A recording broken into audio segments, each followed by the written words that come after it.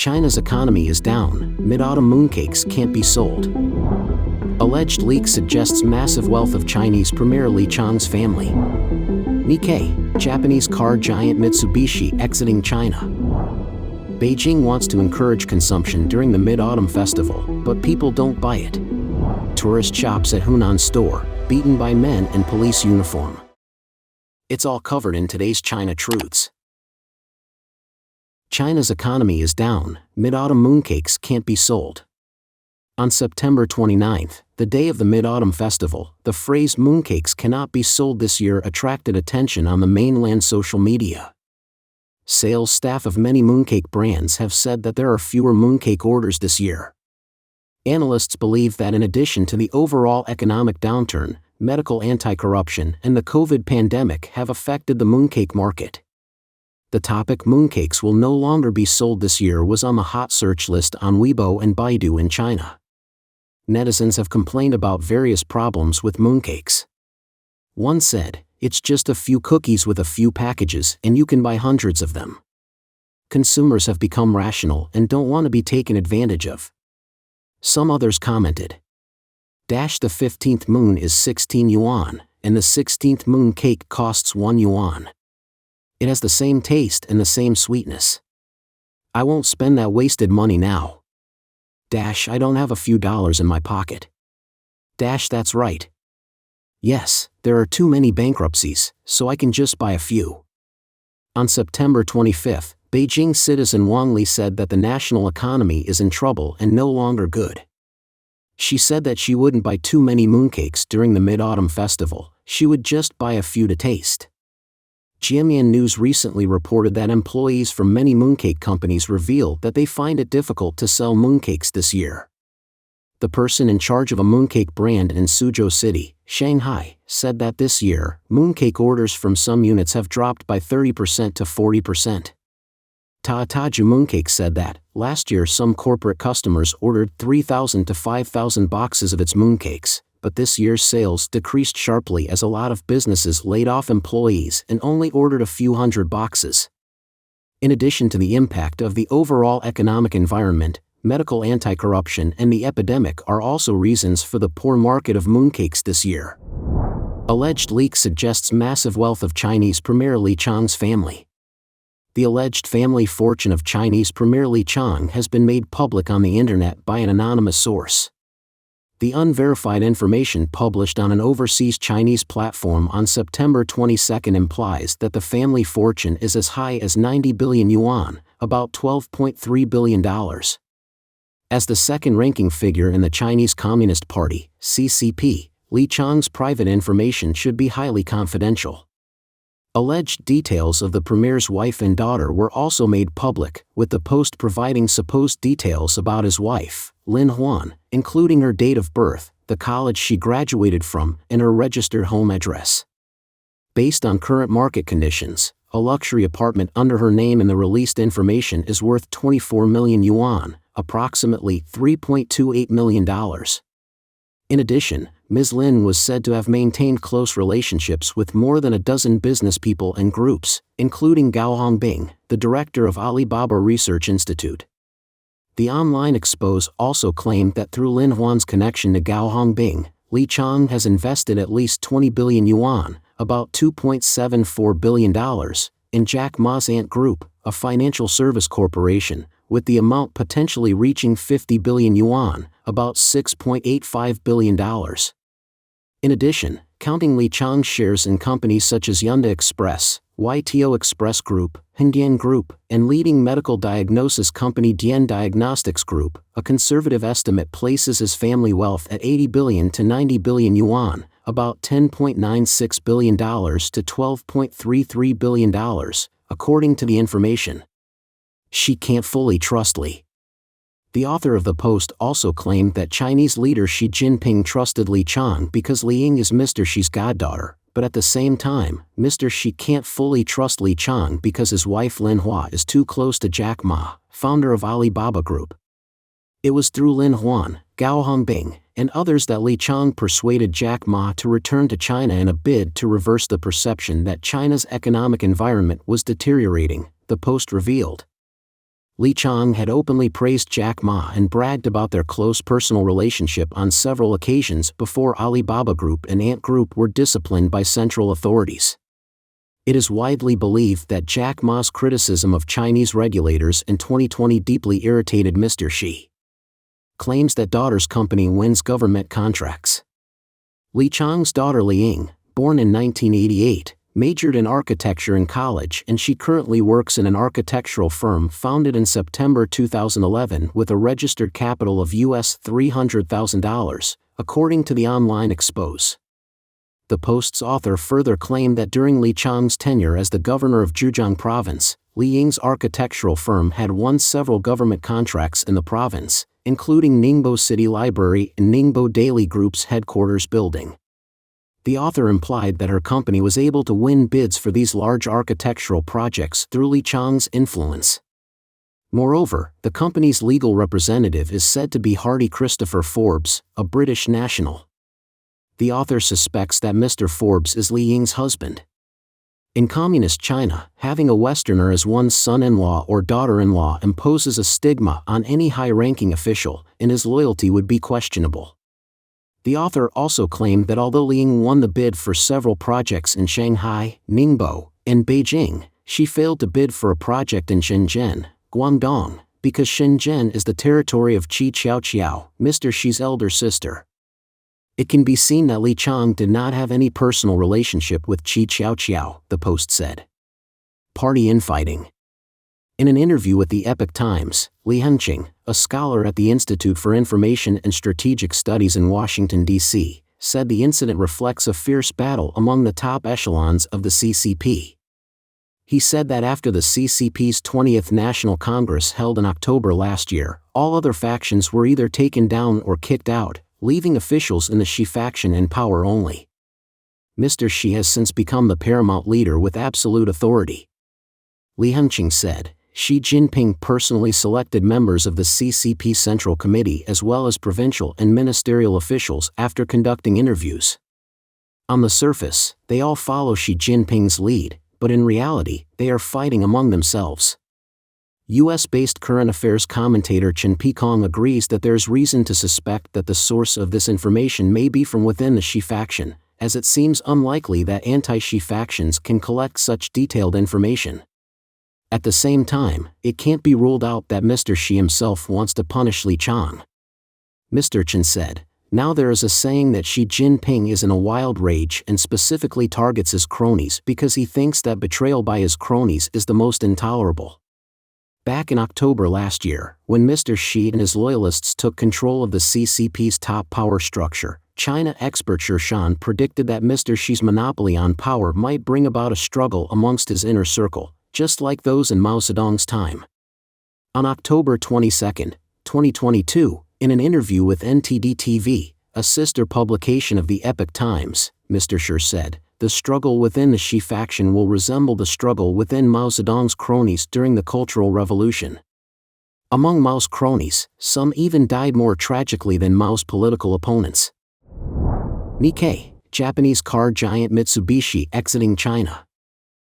Japanese car giant Mitsubishi Motors is looking to pull out of China entirely amid tough competition from domestic rivals and after a months-long production stoppage of its sport utility vehicle, SUV, lineup after years of falling sales. According to Japanese news outlet Nikkei, Mitsubishi is in talks with local joint venture partner Guangzhou Automobile Group, GAC, about exiting automaking operations in China. The Nikkei report said that GAC will probably convert their joint production plant, located in Hunan province, into a production base for electric vehicles, EVs.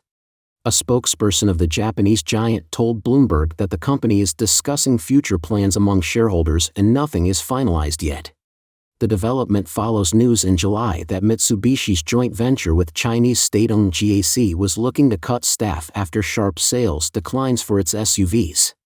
At the time, GAC said in a statement that the joint venture, which started in 2012, would try to restructure its operations in a bid to rescue the partnership. Mitsubishi said at the time that its China unit had fallen on hard times and that it was reviewing different parts of its business, with a view to revitalizing operations. Earlier this year, Mitsubishi said it was suspending production of its Outlander SUV in China for 3 months and that it would take a $78 million charge for slowing sales at the joint venture. Then, in May, Mitsubishi said it would extend the suspension indefinitely, though a spokesperson said the company was in talks with its Chinese partner on resuming operations. Those talks now appear to have led nowhere as Mitsubishi is looking for the exits, according to Nikkei. Mitsubishi and other Japanese automakers face a deepening sales slump in China as a rapid transition to EVs has led to tanking demand for gasoline-powered cars. In 2022, Mitsubishi's sales in China totaled 38,550 cars, down 60% from the year before. Since the beginning of this year, Chinese car companies have cut prices one after another, and both traditional car companies and electric vehicle manufacturers have been involved.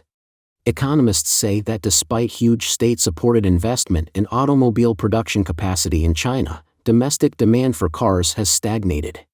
In the first 7 months of 2023, China sold 11.4 million cars at home and exported 2 million, but growth came almost entirely from abroad. Exports jumped by 81%, but domestic sales crept only 1.7% higher, despite widespread price cuts.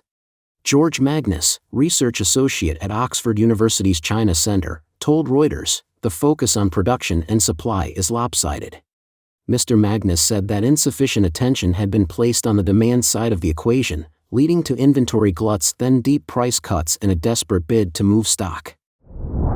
Beijing wants to encourage consumption during the Mid-Autumn Festival, but people don't buy it. The Mid-Autumn Festival holiday is coming as expected, and the Chinese Communist Party officials are hyping up the enthusiasm for people to travel this year, hoping to drive more people to travel and spend money to stimulate the sluggish economy. However, people are unwilling to travel due to declining incomes, and even if they travel, they try to stay near their homes. September 29th to October 6th is the Mid-Autumn Festival holiday, which coincides with the National Day holiday and becomes the longest public holiday in China this year. Traditionally, many Chinese people go on vacation or travel abroad and spend a lot of money, and many people who work abroad go home to celebrate the Mid-Autumn Festival. However, due to China's economic downturn this year and the decline in consumption, the Chinese Communist Party authorities also want to take the opportunity to encourage people to consume, lead the trend, and reap a round of leaks.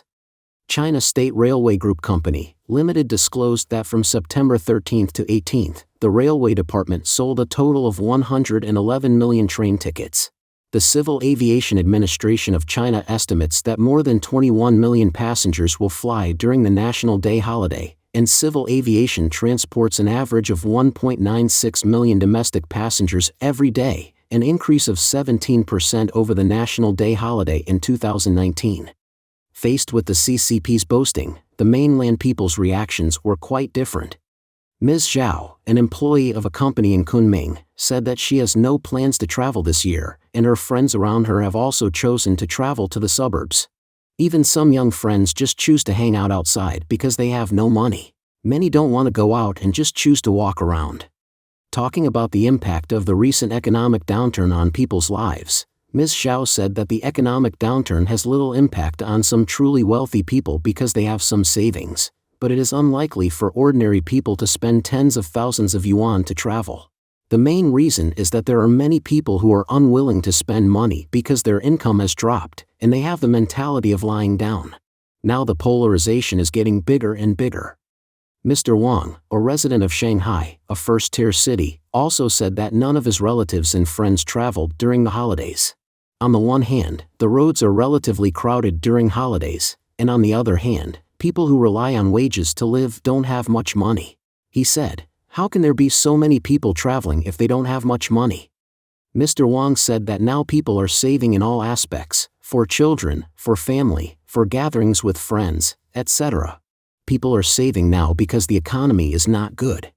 Mr. Wang also revealed that many of his friends around him have lost their jobs due to the withdrawal of foreign investment and the closure of factories. People with various ages lost their jobs, including people in their 20s and 30s. Some of these people are delivering express delivery, and some are earning the minimum wage. Especially for people in their 30s, who have to take care of elders and children, they are in a very difficult situation. If their family still has a loan, it will be really fatal. Beijing citizen Qiang pseudonym, believes that even if tourist attractions are crowded during the National Day holiday, at least 600 million people will not appear in these tourist places, probably due to economic reasons. Qiang said, China's economy is in a state of polarization. Senior cadres and white-collar workers from large IT companies are relatively rich, but they cannot represent the entire Chinese economy. The 600 million people with a monthly income of less than 1,000 yuan, they exist in rural areas, towns, and even corners of cities in China, and you cannot see these 600 million people. Not just ordinary people, white-collar workers are also feeling the chill brought about by the economic downturn. New research from Oliver Wyman finds that many Chinese international travelers are postponing travel plans due to economic uncertainty. Its survey of 3,495 affluent mainland Chinese consumers with a minimum monthly household income of 30,000 yuan, in June and September showed that in June, 62% of experienced international travelers plan to travel in 2023, but this proportion dropped to 54% in September. Nearly 40% now want to wait at least 2 years before traveling abroad again, up from just 30% in June. Boon Xian-Chai, Managing Director and Vice President of International Marketing at Trip, China's largest online travel website, said that although data shows a recovery in domestic tourism, the outbound travel market has only recovered to about 60% of pre-epidemic levels. Tourist shops at Hunan store, beaten by men in police uniform. Recently, a tourist from Sichuan was beaten by a man wearing police uniforms and others while shopping at a store in the Tianmen Mountain Scenic Area in Zhangjiajie City, Hunan Province. According to a report by the Chinese Business Daily, the female tourist named Feng said that when she was buying at a shop near a parking lot of the Tianmen Mountain Scenic Area on September 20th, she had a dispute with the owner and security guard of the shop next door over the price and was kicked out. After being falsely accused of stealing shoe covers, her husband, Mr. Liu, was surrounded and injured by many strange men, including several men wearing blue uniforms.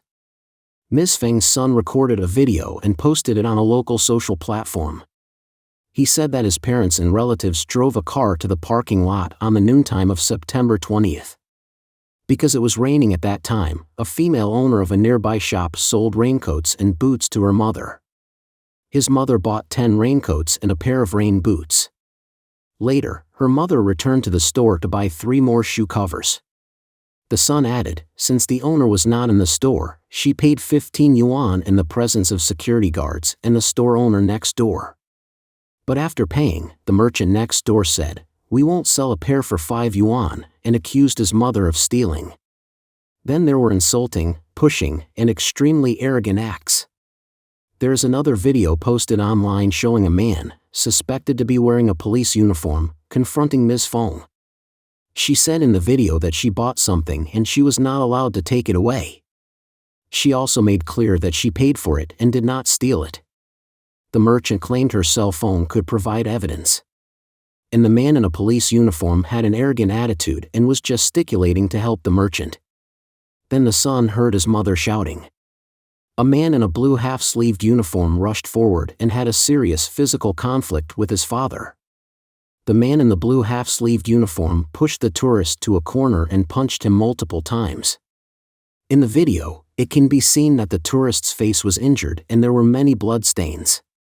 According to the paper, on September 21st, the Yongding Public Security Bureau issued a report stating that when Ms. Feng was buying rain gear at a shop near the parking lot of Tianmen Mountain in Zhangjiajie, she had a dispute with Yang Wei and Qin. And Feng's husband Liu He was beaten and suffered eye injuries. At the time of the incident, Yang Wei was wearing a blue uniform, and another person, Zhou Mokang, was illegally wearing a police armband. Zhangjiajie police claimed that the attacker was a security guard, and that there were no public security police or auxiliary police officers at the scene when the incident occurred. At present, the police have administratively detained Yang Wei, Qin Mao, and Zhou Mokang, who assaulted others in accordance with the law, and the case is under further processing. According to reports, Mr. Wang, the poster of the video on September 21st, said that his parents and relatives traveling with him were still receiving treatment in the local hospital. The Weibo account Tanhao Junwei Finance said on September 23 that this case may not be that simple and it is not just a matter of impersonating a police officer. There are some questions that need to be answered. Are these people all security guards, or are they just members of the public? What are they doing there? And are they maintaining order or just having fun? And if they are pretending to be police officers, then where did their clothes come from? Who gave them? What is it for? The paper article stated that if the police collar badge is worn by a person and not issued through legitimate channels, then it is a serious violation of the law and requires criminal liability. Don't forget to leave a comment in the section below to share your opinions on today's topic with us. Make sure to like and subscribe to see more interesting topics from China Truths.